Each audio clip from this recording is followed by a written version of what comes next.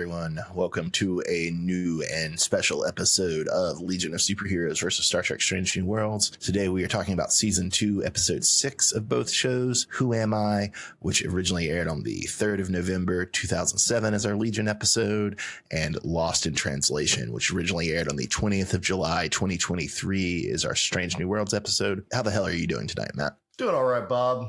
Gotta say, Chameleon Nepo has a pretty big part in today's story. Yeah. I'm beginning to remember maybe why I didn't remember Chameleon Nepo sucking in Season 2, because this is a pretty good episode, I thought. Would you agree? Oh, yeah, very good episode. And I'm just surprised. Like, I feel bad that we call him Chameleon Nepo because he plays such a integral role in this season. Also, I'm doing a lot of side reading of older Legion comics and stuff that you suggested, and he's in all of them. Yeah. So he's kind of a mainstay. Yeah, he's definitely one of the more visible Legionnaires in the first timeline, especially, and really in pretty much all timelines, I think. Yeah, I don't know. I do like keeping him gender neutral with something that's not boy. And I will admit the fact that he is RJ Brand's son is my least favorite thing about him. So, I do like to kind of keep poking that. Well, on that note, Bob, let's talk about the plot of Who Am I? Yeah, walk us through that, Matt. So Chameleon Nepo infiltrates Imperiex's forces as Persuader after mad scientist Brainiac 5 overwrites his personality. So, Matt, first things first, how did you feel about having the three most extreme Legionnaires, which is to say Superboy X, Timberwolf, and Lightning Lad, with his big mechanical arm, all in one shot? It was almost just too much for me, Bob. It was amazing. And I will say this, Bob, that we had both Superboy X and the other Superboy. Yeah. They're both in the same episode. Last week you told me that was not the common thing, but here they are. Well, I think you said this last week. It's sort of a thing where it's like, oh, if you're having a regular episode, you probably only need one, but you might have one where you write for both. But we quickly find out, folks, that one of the Superboys is not really Superboy. Matt, I do have another very important question on the score. Should we just make Lightning Lad's mechanical arm a member of the Legion in its own right? It should be, Bob, because honest to God, that thing, the way he cocks it in certain scenes, you notice that? A little bit. Yeah, what the fuck's wrong with him? He's just I guess I would do that too, though, if I had an arm gun. Yeah. Well, and speaking of the original Superboy, I just think it's really funny that basically him negging Chameleon Nepo is the major subplot of Season 2 so far. I mean, yeah, Superboy needs something to do. Why not neg Chameleon Nepo? And it's to tell Chameleon Nepo that he's not good enough. Yeah, since you suck, Chameleon Nepo. But really you don't, because this is a pretty good episode. So. It's damn you. It's you either suck or you don't. Pick one or the other. He's like a chameleon in that sense. Yeah, he can suck or he can be awesome depending on the circumstances. So it sounds like would it be fair to say that Chameleon Nepo's commitment to espionage finally gets him some credit from us?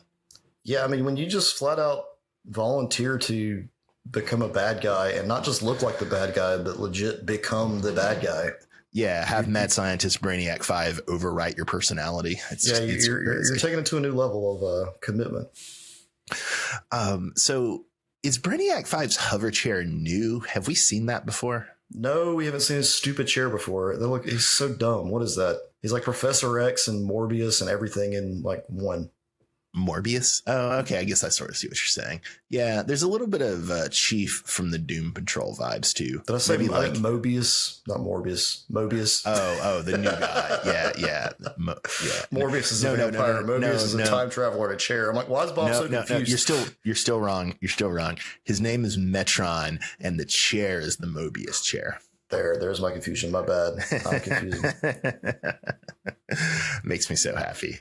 I was really hoping that original Superboy would slug Brainy in this episode, though.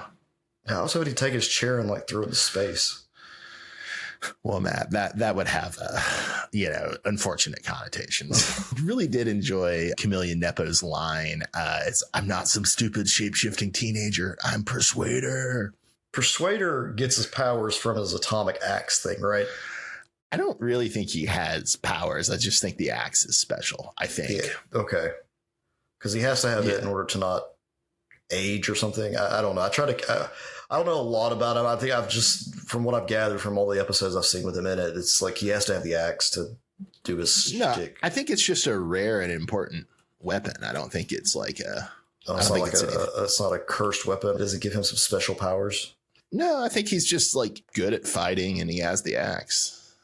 Was he good at persuading? No. I think it's I don't know. I think that's just, one of those kind of unfortunate names that's not as badass as it originally was thought. Yeah, it sounds like he sounds like the badass on the debate team. Like send out the persuader. Not a dude with a battle axe. Apparently there are a couple modern day persuaders, which seems really lame. But as far as I know, the original doesn't. No powers. He just has the axe, and maybe he's been like slightly physically enhanced according to Wikipedia, but I don't even think you would have to say that. Well, damn, I was under the impression the axe was some special like. You're thinking of the eye. The eye of Ekron is something. Well, yeah, the eye is the same way. I mean, they all have their own little like their weapons are useful in other ways. Yeah, but the eye, they've actually done plots of it like kind of taking over people's mind, things like that. Not so much the case with the axe. Although there is a sense that, there have been a couple Emerald Empresses, and there could be a lot of the other Fatal Five could probably be pretty easily have somebody else take over, like the Persuader. Good for Chameleon. He's much braver than I am. So we already mentioned this, Matt, but were you surprised by the revelation that Ron Carr was original Superboy? I was like, whoa, who the fuck's Ron Carr? What a stupid name. But you didn't remember him from the Legion of Supervillain episodes? Barely. That guy was there? Yeah, he's the guy who flattens, but here they treat him more as a shapeshifter. Okay, see, that's where I'm confused because they treat him completely differently. Okay, gotcha. Yeah, well. But he was in the Lightspeed Vanguard with Lightning Lord, and then he was in the rest of the Legion of Supervillains at the beginning of the season. But I described him, and as far as I could remember, the show just treated him as a guy who can flatten his body. But here he's a shapeshifter. Oh, that's cool. Yeah, I mean, his name is the stupidest name I've seen in the show, but hard to take anyone seriously named Ron Carr. He sounds like a newscaster. Does the hyphen make it more or less stupid, do you think? More stupid. Anti-hyphen, we've established. I don't know. I thought it was a little bit of a lost opportunity. I mean, obviously these episodes want to be episodic, but it's like, if you're going to impersonate original Superboy, you could have kept the impersonation running for a couple episodes. I think that would have been interesting. Oh, yeah, it would have been really cool. But I mean, then you have to have a multi-part episode. That might destroy the 7-year-olds that are trying to watch this. Not enough 7-year-olds since it didn't make it out of the second season, sadly. All right, Matt. So who is your non-Superboy Legionnaire of the week? It goes to Brainiac 5 in his stupid chair, Bob. How are you going to complain about the stupid chair for what felt like 2 hours, and then you're going to give it non-Superboy Legionnaire of the week? That doesn't make much sense, Matt. No, it's because it gave me something to complain about. Oh, okay. Fair. No, that's very logical. All right. So, Matt, philosophical question here. Can I say Ron Carr in this answer, since I thought it was kind of cool that he was impersonating Superboy, or does that violate the spirit of the category? It's fine, Bob, because Ron Carr was reprogrammed, to be a good guy by the end of this. At least slightly. Slightly. All right. Shall we jump ahead to Star Trek Strange New Worlds, Matt? Yes, Bob. Star Trek Strange New Worlds. And in the episode Lost in Translation, the Enterprise and Farragut, with soon-to-be First Officer Jim Kirk, meet at a behind-schedule nebulae deuterium mining station near Gorn Space so that Number One can impose her managerial fervor on the station. But Uhura and the station saboteur are hallucinating. Yes, Matt. So are you sad that I didn't make you rewatch the Bill Murray and ScarJo movie of the same name? Yeah, I'm pretty sure that they would have absolutely nothing to do with this episode. But yeah, I remember hating that film when I watched it in my early 20s. I need to watch it again as an actual adult. Damn. Matt's the drinking age too low. Raise it. Yeah. I'm very fond of it, man. I was very fond of it when it came out. I think it came out when we were 18. Yeah. I think I got it on DVD and when I was 19. I'm very fond of the movie. A funny story. I had a friend I worked in a kitchen with in Athens, and we, after we'd get off work at like 2:30, 3 a.m., we'd normally drink for a couple hours and then go to sleep. And we normally just wind up at my apartment because it was closer to than his to the work. And it became tradition that he would put on Lost in Translation on my living room and go to sleep to it. And he'd seen the movie before and really liked it, but it actually turned out he never owned a copy because he was just like, oh, well, I'll just watch it when I go over to Bob's as I'm going to sleep. But yeah, I don't want to overhype it, but it's a sweet movie. I think you might like it more now, although it's a very early 2000s movie in its way. Maybe I'll give it a shot again one day. Yeah, it's worth your time.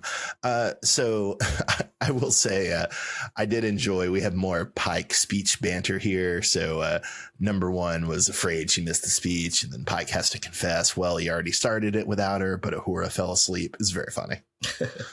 Yeah, anytime I hear about someone giving a speech, my mind always goes to Sheridan. My man loves a speech. It's true. Yes, he does. There is kind of like a similar Sheridan and Pike kind of energy with both being very enthusiastic, right? Yeah, and they have some of the same mannerisms. Yeah. Although like all the energy Sheridan puts into New Age religion and conspiracy theories, Pike just puts into cooking, it seems. Exactly. You got it. I also so I'm going to get this wrong, but I need you to settle. How do we say her name? Pelia. Okay, that doesn't seem right, but I'll go with it. So Pelia is I appreciate the teacher realism she's bringing to the series. You know, she tells Uhura that Himmer was one of her best students, and then she's like, I don't know why I said that. Actually, he was just okay, but look what he made of himself. Pelia, she steals the show. Like this episode, she's really just hilarious. Like I look forward to her being in a scene. Yeah. I still don't fully know like what to fully make of like their performance, but they are at least doing a good job of like writing her in amusing contrast scenes, whether that's like Noonien Singh in the past or using Pelia against Uhura and number one in this episode. Both of those were handled very well. Yeah, she's just an interesting character. I just hope I'm wondering, though, if we're going to have this continued thing where each season we get a new engineer. I tend to think we will, especially since they seem to use her in pretty limited ways, which I don't know if that's a constraint of age or budget or just the writer or just what the writers want to do with the character. It could be any of those, but they seem to use her in pretty limited ways, although effective ways this season, but limited ways. Well, at least we got to see Himmer again because, we didn't think we'd ever see him, but we saw him in this episode. So that was cool. It did make me wonder because there was talk when they killed him off in season one, there was talk of him coming back as a different character. And I wonder, is that still going to happen? Or was this just, was that just a kind of covert way of hinting at this? Because like technically he is a different character, but he's also not, I don't know. I hope he comes back, though, in like more of a speaking role. Yeah, no, because it was a really good actor, great performance. One of the things that softened the blow of them killing Himmer off last season, which did a little bit feel like we've said that New Trek likes to do this of introduce elaborate aliens and then kill them off in order to simplify the makeup. So it kind of felt like a case of that, which was a little unfortunate. So we also get the very notable introduction to actual real timeline for real Jim Kirk. And I did enjoy his banter and kind of tension with his brother Sam. Sam offers him a tour. Jim Kirk only wants one that ends in a bar. Yeah, I will say the same thing I said about Ethan Peck's Spock. The more I see him as the character, the more I start associating him with Kirk. I mean, I'm still seeing, when I think of James Kirk, I still think of William Shatner in my brain, like immediately pops up. But this guy, like, I kind of like this. And I could see them, if they wanted to at some point, shifting to another show. I had that thought too while we were watching this. Is this set, and it will, like especially with like how this ends, which we can go ahead and spoil. If you have like the Kirk, Spock, Uhura together, right? It's like, man, this really does feel like they're just going to spin out an original series remake from it, which in theory, I should hate that idea, but the performances are so good, I kind of don't. That's how I am. I'm like, I really dig the performances by all of these characters. I mean, they're really fleshing out Uhura. I mean, she had some part in the original series, but here we're getting, she's getting a whole episode dedicated to her at this point. Yeah, she's the main yeah. character, so they're really fleshing out her backstory, and then all these other new characters are great, but that eventually they're going to have to move on. Yeah, yeah. Well, and I mean that is like, again, I don't really like the idea that I'm talking about an original series like reimagining, but something you could say in favor of it is that the only characters who really got explored in the original series were Kirk, Spock, and McCoy. And so there's a lot you could do with Sulu and Chekhov and Rand.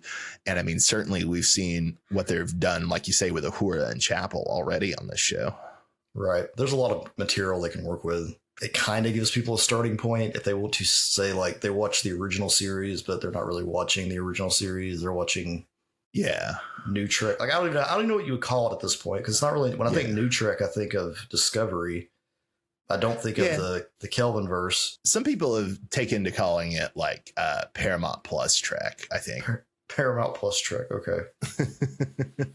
So, I mean, this has kind of already been implicit in our conversation, but so like I said, Matt, this is our first actual meeting with Paul Wesley as Jim Kirk in the right timeline, except for the comm message at the end of, the earlier episode. And, I've been calling him Vegan Kirk because some haters put up that name on Twitter and I thought it was funny. I'm trying to what would the term be? Recapture it with affection for Paul Wesley, because I actually think he's doing very interesting work in these episodes. But in this episode, can we still call him Vegan Kirk? He just seems way too high to testosterone in this episode. Yeah, I wouldn't call him Vegan Kirk. He's I couldn't tell if he was like hitting on Uhura at the beginning or not, for real, or.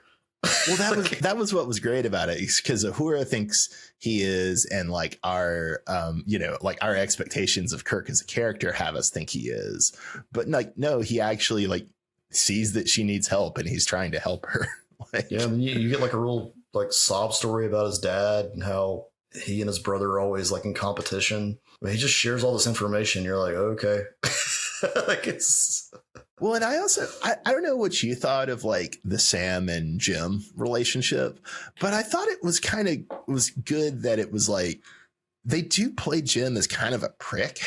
Like, at the end, Sam comes and like apologizes, and like now would be a good time for like, Jim to apologize, or even to just like compliment the fact that Sam's, nerdy science stuff came in handy, and he just refuses to.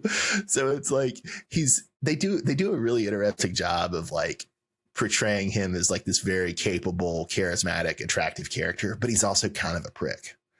Oh yeah, and he's just trying to one up his brother, which is why the last thing he says in the episode is, well, at least I'm on the flagship of the Federation, right? I'm like, so now Kirk, that's his goal, is to like become the captain of said ship. Yeah. It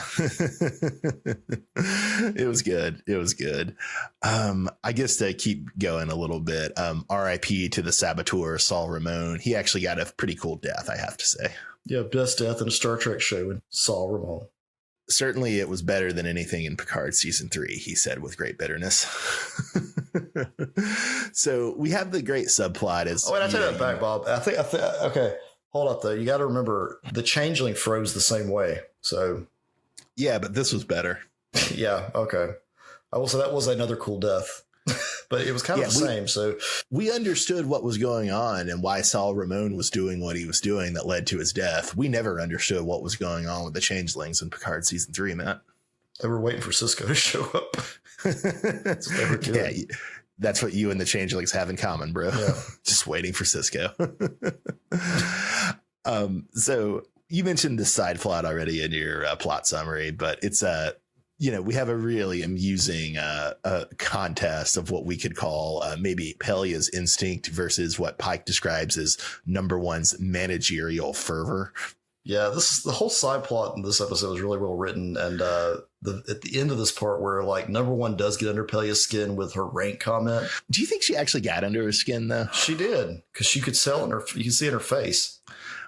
Maybe I need to rewatch it because I get the impression that Pelia's not somebody who particularly cares about rank. Like, how could you if you'd been alive that long? Yeah, but I mean, I don't know. I think there was something there. I don't know. Her whole demeanor changed. And then she goes off about her business. Like, I took it as like maybe it. I took it as like such a cheap and stupid shot that it kind of like lowered Pelia's estimation of number one in a certain way. Well, you and I saw it in very different ways, Bob. Yeah. Well, only one of us is interested in climbing the greasy pole, Matt. Although at least it sounds like I'm getting too down on number one for being an apple polisher and for being shallow and only concerned with ambition and rank. Her berating Pelia was so choice. You have crumbs on your uniform. When did you even eat? Yeah. You're like a space hippie. Space hippie. And then she's actually offended by that. Like, she's never been called a space hippie before. Yeah. Bullshit. She's been called a space hippie at some point. Well, Matt, she was alive in the 60s. She knows how bad the hippies actually were and how bad they actually smelled. So were you surprised that they went for an extra dimensional alien here rather than a Gorn scheme, given that we were so near Gorn space and, you know, they teased a Gorn war back in the season 2 premiere? I was kind of initially expecting a Gorn scheme. They're really pushing these extra dimensional aliens this season. Oh, yeah, because we had the energy beings last episode. Right. Did we have who I also thought were going to be ancient Romulans initially? Yeah. I just keep racking up L's in the prediction. You just keep wanting those old villains, Bob. You just keep wanting to go back to them. You don't want this new Trek. Have there been other extra dimensional beings this season? I don't think so. Speaking of deep cut references, there's a reference to an Admiral Nagora in this episode. So he's he may not be yet, but in Star Trek: The Motion Picture, he's the commander in chief of Starfleet who gets Kirk back on the Enterprise.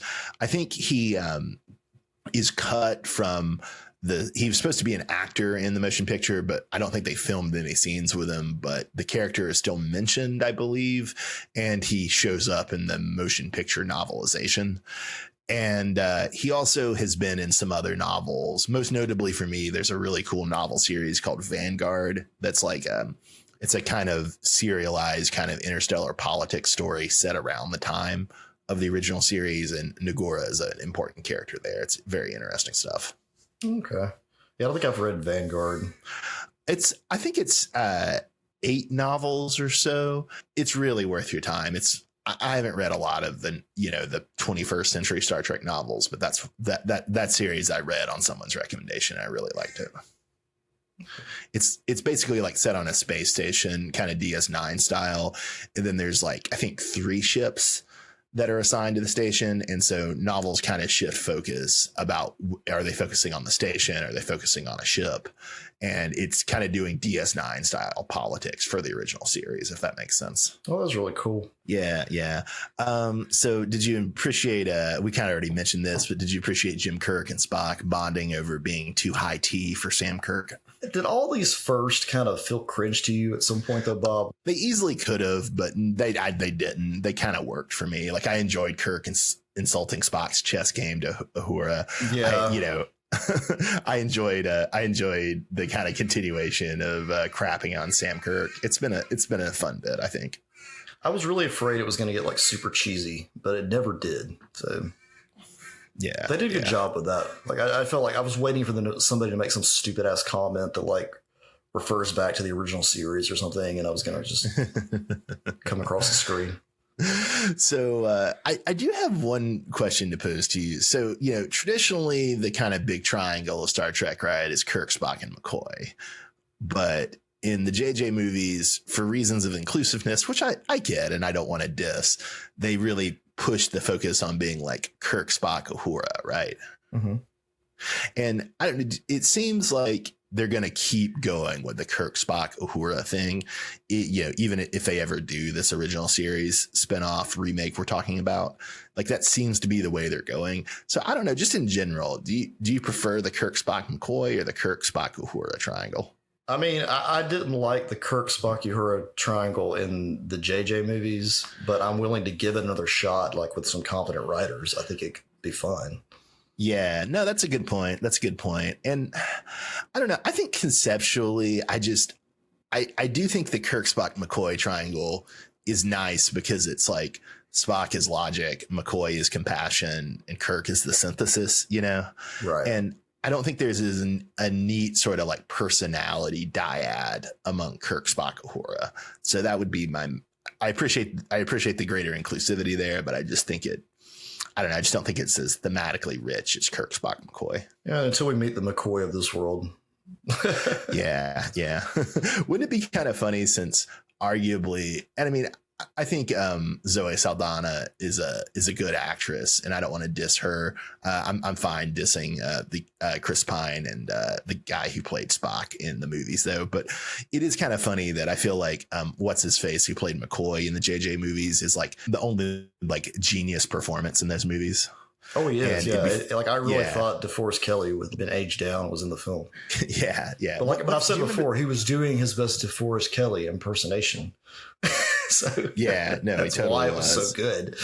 But do you remember the name of that actor? I'm blanking on. I know he's on The Boys. I can't think of his name though. Carl Urban. Yeah, that's right.